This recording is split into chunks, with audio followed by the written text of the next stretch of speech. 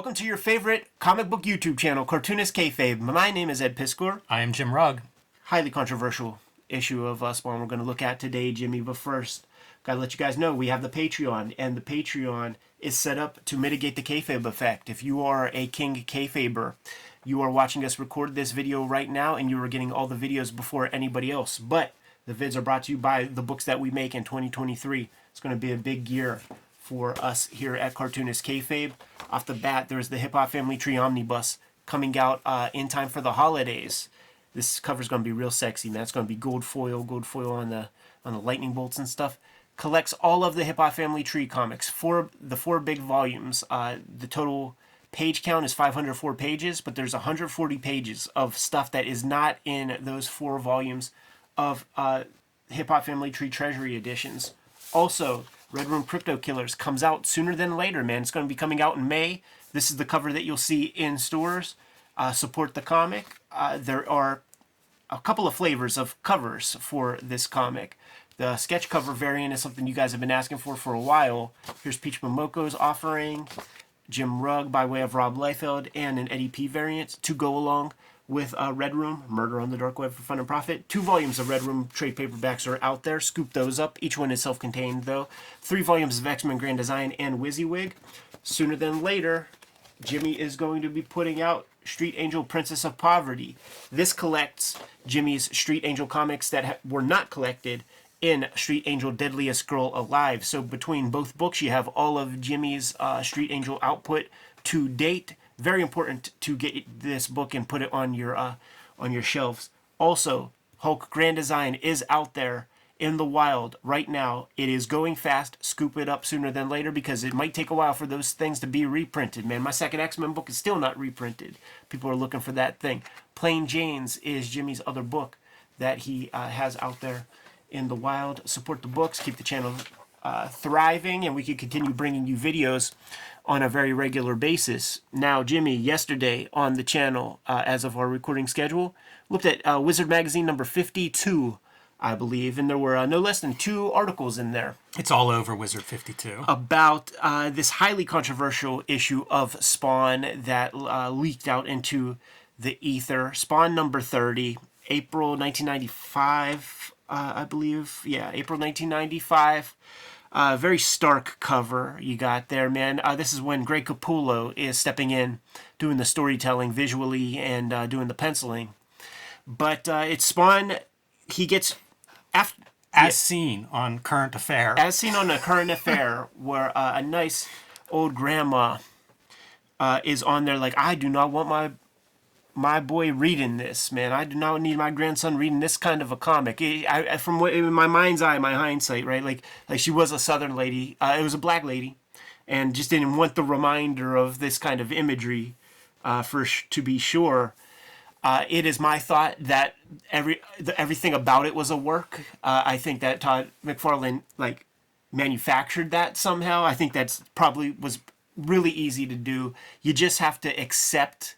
You have to fall on the sword a little bit, and you will still publicize your comic in a big giant way at an era where there were very few possibilities of being on TV. Sales are plummeting. Millions of viewers for Current Affair. I saw that show. It was not promoted as highly controversial comic episode of a Current Affair. It was just on, and I saw it and was like, you know what? I'll fuck with it. I haven't read a Spawn comic since that Greg Capullo guy came on. I was in it for the McFarlane, but it sounds like you're going places now. I have this issue and the previous, and then that's pretty much it. The only other Spawn comics I get are the ones that come in by way of the kayfabe audience, man. And one of the things that was interesting to me about going through this and reading it is Greg Capullo can draw like a motherfucker, and he is a dynamic drawer. He could set up a composition and a scene that is just fucking fun to look at, and it made me think about those guys like the John Clearys and some of those other Hall of Hero comics, the Trent Kanuga or Hanuga, however you say his names, the people who had the obvious Todd McFarlane inspiration, but didn't have the solid drawing chops to kind of create a holistic thing. This is the opposite approach in that Greg Capullo can draw. He understands the form and he knows what he's drawing. But certainly McFarlane is asking him to noodle it up. Plus, McFarlane is doing the ink work, so he's noodling it up even further. But like the compositions like this, that is a sharp composition. That truck feels like it's flying, and just the poses of your guys here, as you can see, this would upset a grandma in the South who doesn't need the reminder of this kind of thing, no doubt. But the poses and the art it's just, he sets up the aesthetics really, really well. Yeah, I wonder whenever you mention those guys who sort of aped McFarlane, Yeah. but didn't find a big employ from McFarlane, it makes me think like, yeah, he identified with Capullo that Capullo had this foundational skill. Yeah. In a weird way, had some stuff that McFarlane didn't have. Because sometimes Sure. you look at McFarlane stuff and it's a little Play-Doh-y, these characters. So like you bring this guy in who has really good fundamentals, and then you put that McFarlane glaze on top of it, and it wouldn't surprise me if McFarlane thought this was a better version of the book. I think it is. Like looking at it now, compared to what it was, I think it was, this is a studio book, and Capullo's called in to do like the storytelling chops. There is stuff that is real. If we really get into the story, like so much has to happen from this panel to this panel that it's all called out here. Yep. What's this now? Boys' night out? Like he's saying all this stuff that you don't see until that. And it's super wonky storytelling. I have just such clear memories from this era and this period of time. And it does make me think, I didn't look this up, so I could be off a little bit. But one of the movies that was being promoted so much was A Time to Kill. Sam Jackson, one of those. Saw it in a theater. What's the guy's name? John Grisham. Yeah, adaptation, Sandra Bullock. Yeah. And Kevin McConaughey, maybe. Yeah, Matthew McConaughey. Not Matthew McConaughey. Yeah, that one set him up in America, as oh, this is a celebrity. And I remember the trailer clear as day, man. Yeah, they deserve to die, and I hope they burn in hell. That's right. Like that was like a commercial constantly, and I think that this might have some influence. Like McFarlane is playing. He plays the hits, man. He's going for popularity, and I think that movie and all of the hype surrounding that flick, I think that inflicted itself on this comic. It is a complete comic, which I think might help it in terms of its lore and how it's often referenced. Like it's like this one in the issue previous come hot off the heels of the Neil Gaiman Angela miniseries that Spawn shows up in, and when he comes back to Earth, to the terrestrial plane, he materializes not in the alley, but in like the South. It's a cool idea as a writing thing. Put him It's in a like a different way place. to get your character somewhere else. Yeah. It's a fresh start. It's a whole bunch of fresh stuff you can do then. Yeah, and the previous issue, which we will probably look at, because that's like another one of those super popular issues, is the one with the two boys that get hold of the gun, child abuse issue. McFarlane's that edgelord, It's so awkward to have like anything has a realistic component, Yes. and graft it onto like any superhero comic. It's just a weird way to go like, it's super fantasy genre. Now let's look at this super realistic element through that lens, and it becomes like, oh boy, And that's a delicate balance that Yes. you need to strike here. Yeah, and you have a McFarlane who promotes that he doesn't read, man. If it's not on the I was watching the Spawn cartoon while drawing some stuff, and there's a part where Sam is like, if it ain't on the sports page, I don't read it. And I'm like, McFarlane put that in there. Like he basically says that in the Gary Groth interview. 100%. So he is a smart businessman. I'm not going to call him well read. So he's all thumbs in putting this together. Ostensibly, the story is that the KKK is trying to run this guy off of his land. Right. It's a county that's, I guess they've run most of the black landowners away through terror, and that's what this is the last holdout. Right. You have your portly kind of Grand Dragon character. Also, by the way, when you see these like good old boys and stuff, don't you think that like you just go to the Elks Lodge in your town and just arrest everybody there? like, isn't it just all those dudes with their fucking beer steins and shit? I haven't spent a lot of time in the local Elks Lounge, but possibly. I'm imagining but, so. No, you can't do that because our leader here, I don't want to spoil things, Yeah. but 30-year-old comic. Right. Our leader's the judge, Yes. the local judge. Yes, and there are some things that have to be done to sell it to that he is, man, because it's dicey. That's a hell of a drawing. Start out with some stuff. Spawn gets shot in the head and then strung up by a chain in the tree. Look at that Yes. tree, man. Gnarly. Yeah, dude, it's like A lot of Capullo on that tree. Like seeing what we've seen in Wizards and stuff up to this point of his drawing, I feel like there's a lot of Capullo designing that tree. yeah, but then like there are the parts like, and it could be McFarlane adopting ticks from Capullo, but there's the famous corn image with like the hopscotch off the cliff, and that's McFarlane. McFarlane didn't cut Greg Capullo in on that album cover and that shit, man, and it has the same kind of aesthetics. Yeah, you know what? Now that I say that, I don't know that I've seen McFarlane draw any trees. I guess that one Spider-Man issue where he goes north of Wendigo. Yeah. So I don't know, man. Maybe I'm wrong about that. It's just like some of these guys draw such stylized trees. I just assumed that wasn't McFarlane. Didn't look like his work, but I don't know that for sure. Got to get your page or two of Sam and Twitch in there just for the hell of it. That was always the thing. Like he was always trying to like add B stories and things, but they just kind of never go anywhere. Though Sam and Twitch are kind of fan favorites. I love this page layout. Like this is a panel, but also it's an open panel that bleeds. It makes a nice page. The good old boys are caricaturized as they should be, just like total like shit eaters. And then see, A Time to Kill had to be an influence. It had to be, and it's one of those things where it's like you may just catch the trailer. Totally. It's something, like it goes to work in your brain. Yeah. I don't know if everybody understands how that works, where it's just like a seed, like you hear the right thing at the right time and not even realize you're taking it in. It's a monthly comic, pretty much. They're putting out pretty regularly, so it's like you need stories every month. Like, all right, let's this will be the story here.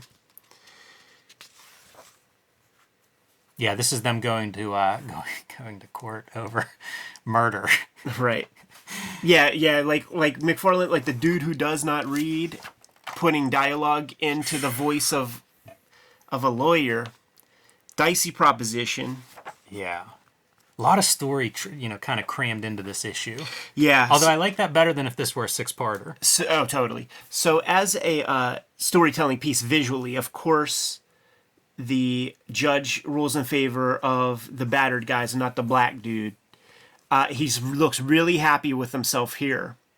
Visually, there's really nothing telling you that this guy is this guy. Right. There's nothing visually there. You don't exactly know. He looks portly.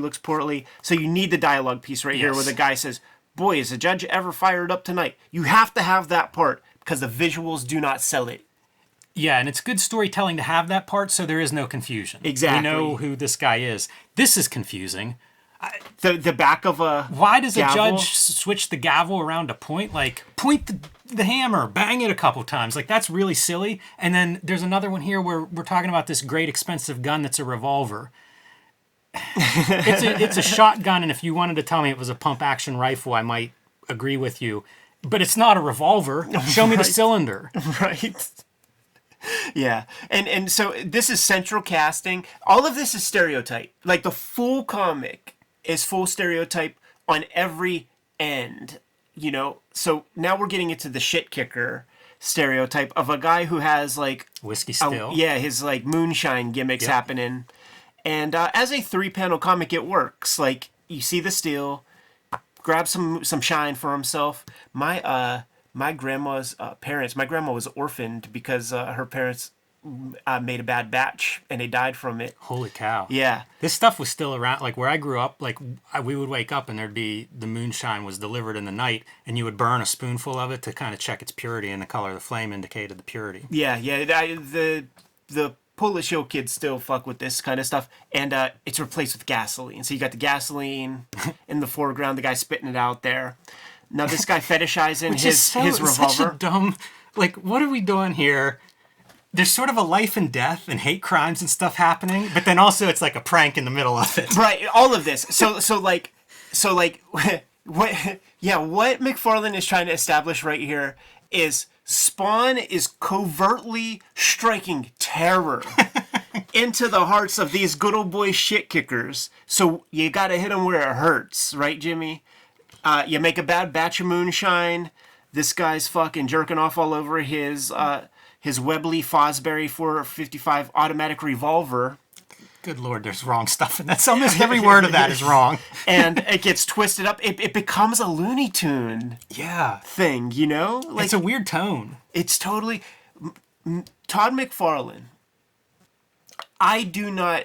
Here's the thing. He falls under that same category as like a George Lucas or like a Kanye West, who was in the system and was really vehemently like pushing for something, and they're like, no, you're wrong, no, you're wrong, no, you're wrong, and then he was right, and now you can't trust people to tell you that you're wrong, so you gotta be the man who's making everything happen, and you are going to surround yourself with people. I don't know that there's anybody speaking truth to power to Todd McFarlane.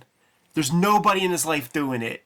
So it makes me want to read more Spawn. I'm going to be honest, because we are inside his id. Well, I was going to say, like for all this stuff where you go like, oh, it's the wrong kind of gun, or this is weird. This was the number 1 or number 2 selling book at the time. Right. Like this was the top book. So if the stuff is, quote unquote wrong that he's doing, it's selling books. It's not wrong if you're in a commercial industry, which he's in. Yeah. Yeah, it's bizarre. But you go back, you read this, there is a folk art component to it, and that's me being nice and not saying outsider art. So we have our last, rule of Ernie Bushmiller's rule of threes. Yeah, totally. Our last piece of terror. So it's like we hit him at the moonshine level, we hit him at the gun level. What's the other level you can fuck with a hillbilly? His American-made 4x4 truck automobile. And this good old boy, he's real proud of it. Looks like Wild Bill straight out of G.I. Joe comics, and with chains set up, man. Spawn ripped off that rear axle. They talk about like how badass this truck is. Right. That's the most normal looking truck I ever saw. My neighbors have trucks bigger than that. Right. Like this thing should be a monster truck that he destroys. But yeah, it's really a strange little piece of storytelling. Very, very, very fun. I like the idiosyncratic part though. The part where like nobody is, there's no editor that McFarlane's got to get this idea past. That's kind of what I love in comics. Yeah. This didn't necessarily make me want to read more Spawn, but I'm glad you had that reaction because like this is what I want in comics. I want a comic that if you took McFarlane off, you don't get this comic. Exactly, and that's my thing. Like that Alex Ross comic we looked at. That's like the singular. I like that far more than Kingdom Come. I do like Marvels, but it's a pure Alex Ross invention of both tracks of comics, the textual part and the visual part. Like, let me see that unfiltered. I would prefer that than over any assembly line anything in comics. Yeah, it's the thing that I say all the time, like with those indie comics where like I don't want super competent. That's the most boring thing you can do. Right. I want eccentrically, outrageously bad or good, but that boring middle part where it's like, oh, the figures are very accurate, the perspective's good. Fine, sell it to somebody else. Right. I want the stuff that nobody else is doing except the person we're looking at. So one final piece of Looney Tune-ishness, man, is Judge Zachary Meissen enters his chambers, and when Spawn jumps on him, you see the little toupee gimmick pop off, and then he like writes it on his head. This is another beat that is like, what the fuck is missing here? Because Spawn shows up and I guess just dematerializes. Like Greg Capullo does what he can by showing you the windowsill and a closed window, and you see the cape outside. So that's letting you know that that some time has passed. We talked to Eric Larson about full bleed images and him being conscious of the spreads so that like one panel doesn't bleed into the next. That's exactly what we have here. Yeah. Is, I mean, the cape, like it's a it's yin and yang or whatever, yang and chang and ang, the original Siamese twins. That toupee coming off the judge's head. Do you give Capullo credit for that? That seems like such a nuanced concept. Like, it's funny, it's great, it's visual, they even have the panel payoff of it. Do you think McFarlane wrote that? That's a good question. It's pretty good. It's pretty good detail, whoever did that one. Yeah.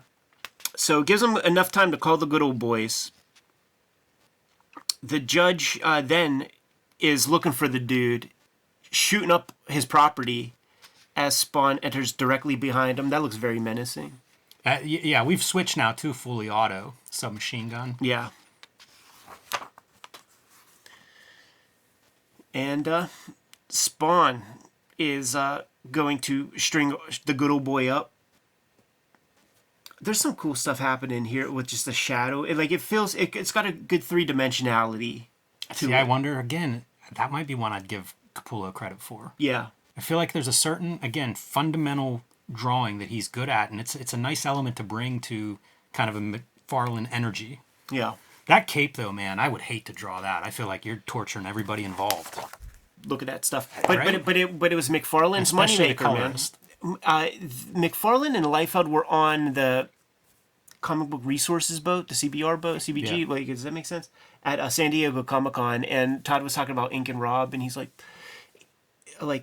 yeah, if we did it again. Rob was praising Todd for like even if I made it super detailed, Todd would still add even more lines. Like that's like something that they valued. You know what I'm saying? So like McFarlane didn't want it to be simple, and the thing is, it really is just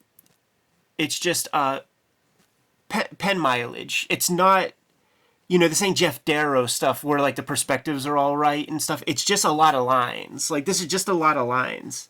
But we loved it at the time. Puts a noose on our dude.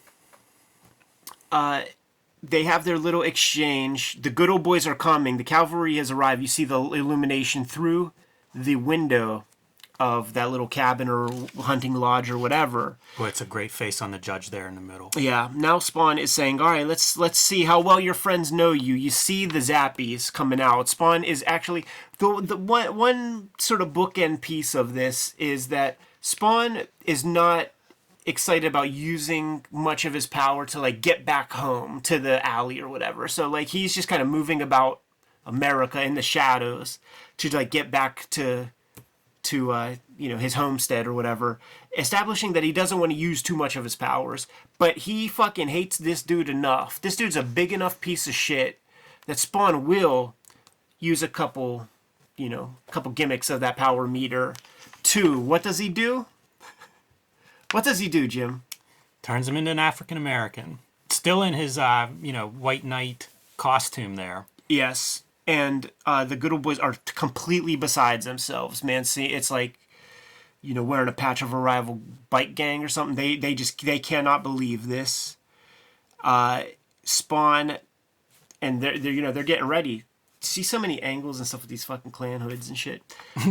You get one final page with Spawn confronting the homeowner guy, wrapping that whole bit up in a bun. Has the files of the judge that will, beyond the shadow of a doubt, bring justice to everybody who has been wronged. And we've seen this is at least a couple of nights worth of stuff. We've gone through a court case and everything, and we're full moon every night. It's a blood every moon. night here. Blood moon. And we leave with the judge got strung up by the good old boys as they bounce and leave. And dude, I mean, that's piss, right? I guess it is. Right? Yeah, I guess so. There it is, man. The most controversial issue of Spawn. Maybe of Image Comics. Kayfabers, put something in the comments. What is the most controversial Image comic? Yeah, that's a thought. That is a thought. Fun seeing this a little bit where we see like where Image Comics is at that time. Shaman's Tears has come back and is on an issue 8. Several Liefeld books: Badrock, Nightmare, Newman. Is Power of the Mark? Like I know the Mark was like his Tom Cruise like pitch thing. I don't know if that's him. I don't know if that even... I wonder if all of those books have even been published. Yeah, I'm sure Bloodstrike and Newman have. I don't know about Nightmare 3. I don't know about that at all. Union, was that under the Wildstorm brand? Yeah, it was, yeah. Okay, so we got 1, 2, Wildcats 19. That's Alan Moore, I think, is maybe there. James Robinson just at the end. Savage Dragon's on a 19. Cyberforce is at 13. How many of those were drawn by Silvestri? This says by Silvestri and Silvestri.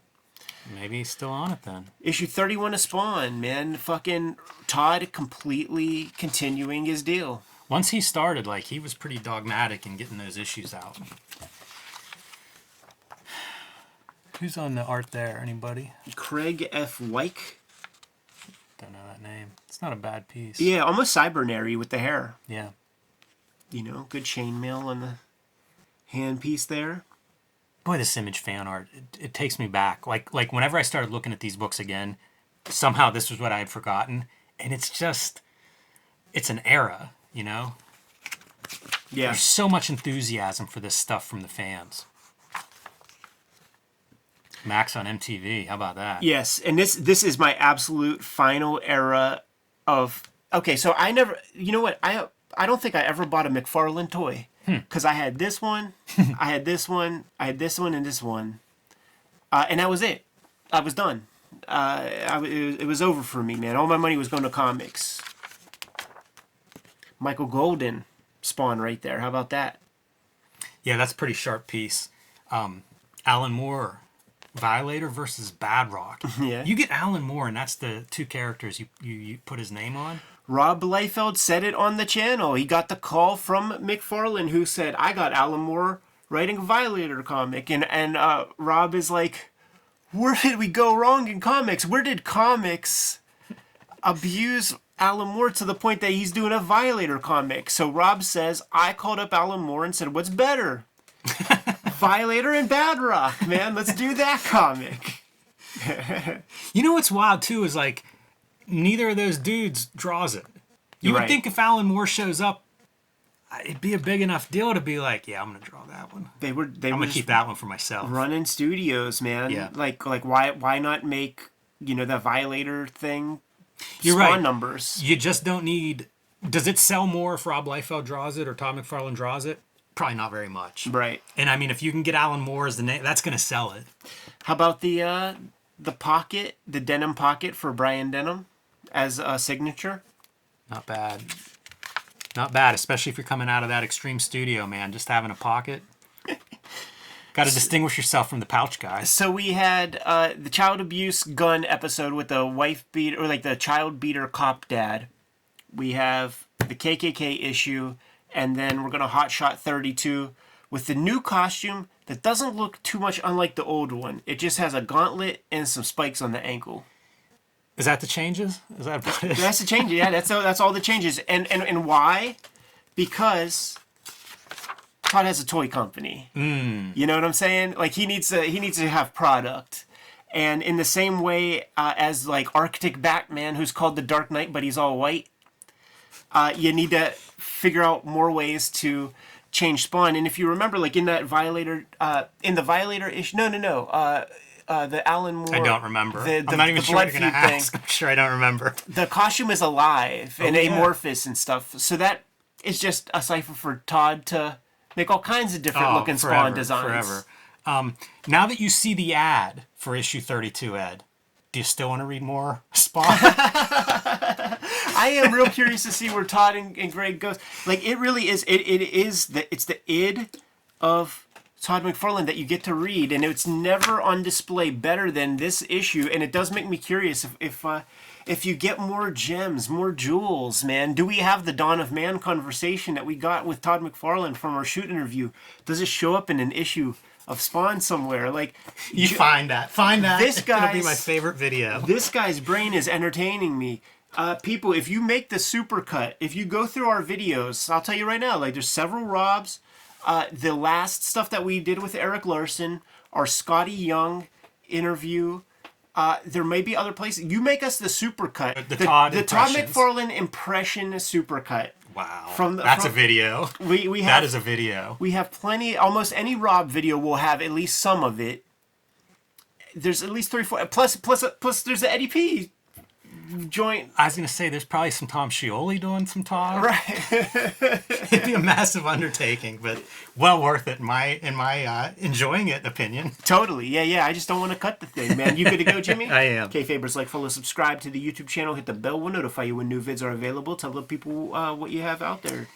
Street Angel, Princess of Poverty, coming from Image Comics very soon. Pre-order that one now. Collects all the Street Angel comics that are not in Street Angel Deadly Squirrel Alive. Pick that up too. It's back in print after being away for like a year. Plain Janes and Hulk Grand Design are my other latest books, and I am serializing my latest comic story on patreon.com/JimRugg. Just started this week, so join me there. Hip Hop Family Tree Omnibus is going to hit the stands in time for the holidays, man. So scoop it up as a gift. Scoop it up for yourself. If you have the original Hip Hop Family Tree volumes, there is 140 pages of additional stuff that is not in those 4 volumes. So this is the ultimate Hip Hop Family Tree book. Red Room is starting up again. The last Red Room miniseries, Crypto Killers, coming out in May. This is the variant cover for issue 1. This is the cover that you will see in stores. There is a sketch cover. Jimmy and Peach Momoko have both contributed amazing variant covers for the new Red Room comics. There are 2 volumes of Red Room trade paperbacks out there right now. Scoop them up while you can. 3 volumes of X-Men Grand Design are out there right now. And the WYSIWYG hardcover book can be purchased if you look good and hard enough. What else do we have going on, Jimmy? Subscribe to the Cartoonist Kayfabe newsletter at the link below the video. You can also find Cartoonist Kayfabe t-shirts, merchandise, mugs, hats, fanny packs, stickers, and lots more at our spread shop. That link is under this video. All great ways to support the channel. Give them those marching orders, Jimmy, and we'll be on our way. Read more comics.